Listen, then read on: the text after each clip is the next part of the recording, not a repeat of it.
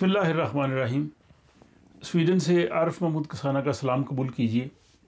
इस वक्त स्वीडन में मुस्तकबिल की जो माइग्रेशन पॉलिसी है वो ज़ेर बहस है और जून में स्वीडन की पार्लियामेंट मुल्क के लिए नई इमिग्रेंट पॉलिसी का जो है वो फ़ैसला करेगी, जिसमें जो स्वीडन में नए आने वाले लोग हैं उनको किस तरह से वीज़ा मिलेगा और स्वीडिश नेशनलिटी के लिए क्या शराइत होंगी और ये तमाम सारी चीज़ें हैं।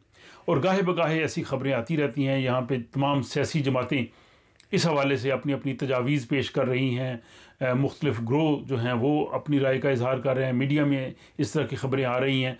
तो जून में जब ये स्वीडिश पार्लियामेंट में ज़ेर बहस होगी तो फिर हमें मज़ीद जो है वो तफसीलात जो हैं उनको जानने का मौका मिलेगा।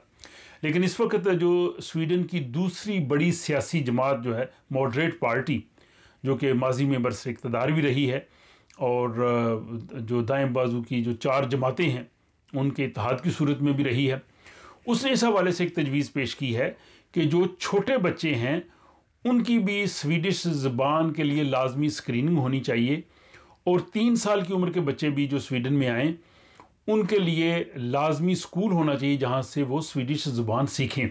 तो वो स्वीडिश ज़बान पे ज़्यादातर जो है वो गौर कर रहे हैं, स्ट्रेस दे रहे हैं। इस हवाले से स्टॉकहोम यूनिवर्सिटी के प्रोफेसर एमेनुअल बेलुंद, जो कि बाईलिंगुअल यानी 2 ज़बानों के हवाले से उनकी तहकीक है, उन्होंने कहा है कि ये इस तरह के इक़दामात का पहले जायज़ा लेना चाहिए कि क्या ये मौसर भी हैं या नहीं, या इनका क्या फ़ायदा हो सकता है।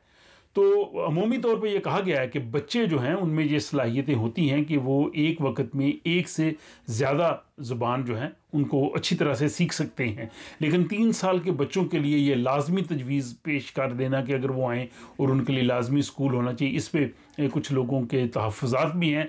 और जो मॉडरेट पार्टी है वो इस हवाले से जो आइंदा आने वाली मुस्तकबिल की जो स्वीडन की माइग्रेशन पॉलिसी है उस हवाले से वो उसने 100 से ज़्यादा तजावीज़ पेश की हैं, जिसमें उनका ये कहना है कि जो लोग स्वीडन में नए आ रहे हैं वो मुआशी तौर पे ख़ुद मुख्तार होने चाहिए, वो स्टेट पे बोझ नहीं होने चाहिए, यहाँ की जो सोशल सिस्टम है उससे उनको मदद नहीं मिलनी चाहिए, बल्कि उनको ये साबित करना चाहिए कि वो अगर यहाँ पे रहेंगे तो वो मुआशी तौर पे किसी किस्म की भी जो है वो मदद नहीं लेंगे।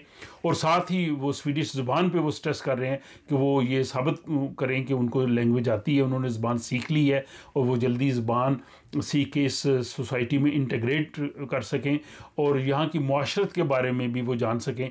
तो इस हवाले से उन्होंने अपनी तजावीज़ वगैरह पेश की हैं। तो आने वाले दौर में जो है वो जब ये स्वीडन की जो माइग्रेशन पॉलिसी है स्वीडिश पार्लियामेंट में आएगी तो फिर ये तजावीज़ भी वहाँ पे आएंगी और फिर आखिर में ये पार्लियामेंट की अक्सरियत ने फ़ैसला करना है कि कौन सी जो तजावीज़ हैं उन पे अमल किया जाए और कौन सी ऐसी तजावीज़ हैं जिन पे अमल की ज़रूरत नहीं है। लेकिन अगर ये सारी तजावीज़ या जो इसके अलावा तजावीज़ हैं वो भी अगर आती हैं और स्वीडिश पार्लियामेंट जो है वो जून में माइग्रेशन के हवाले से कोई नई पॉलिसी या कानून जो है उसको मंजूर भी करती है तो उसके अमल दरामद होने में भी जो है वो 2-3 साल का अरसा जो है वो दरकार होगा। फौरी तौर पे वो नाफुज़ अमल शायद नहीं होगा। बहरहाल हम इंतज़ार करते हैं और इस हवाले से आप अपनी राय का इजहार कीजिए और इस वीडियो के बारे में भी मुझे अपनी जो है वो राय से ज़रूर आगाह कीजिए। अपना ख्याल रखिए और मुझे अगली वीडियो तक इजाज़त दीजिए। खुदा हाफ़िज़।